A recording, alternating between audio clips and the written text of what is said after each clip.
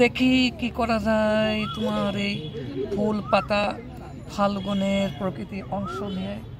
আমার এটা আঁকতে আঁকতে না শিল্পাচার্যের জয়নুরের কথা মনে পড়ে গেল। হ্যাঁ, মানুষটা আসলে এত রুচিবান, এত সুন্দর সৌন্দর্য তার মন মানুষের ছিল।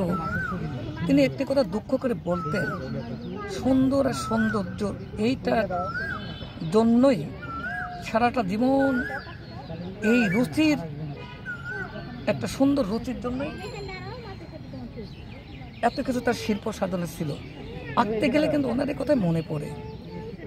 দেখো কিছুই না, এগুলো কিন্তু পথে পড়েছিল, হঠাৎ করে বুদ্ধি বেড়ে গেল, আরে প্রজাপতিটা আমি আরও সুন্দর করতে পারি। দেখো এই প্রজাপতি মাথার রং আমার প্যান্টের রং এক, খেয়াল করছো? ওমা দেখো মাছগুলো, দেখো খেয়াল করছো? কি মনে আনন্দ। হ্যাঁ, নির্ভয় আমরা কিন্তু এত কাছে, দেখো ভয় পাচ্ছে না। এর কারণটা কি, ওদেরকে যে আমরা ভালোবাসি ওরা বুঝে গিয়েছে। ওরা কিন্তু বুঝে, এজন্যই বারবার কাছে আসে। এরা কিন্তু বুঝে গিয়েছে যে এরা ক্ষতি করবে না। এরকমই তো হওয়া উচিত। আপনি কি মাছের আনন্দ দেখেই এই প্রজাপতি আঁকার সিদ্ধান্ত নিয়েছেন? হ্যাঁ, বুদ্ধিটা বের হয়ে গেল। ভালো লাগে।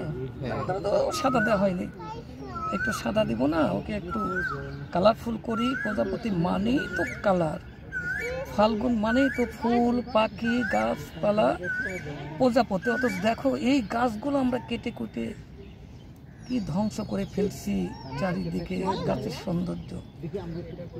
এই গাছ না থাকলে এটা পেতাম না।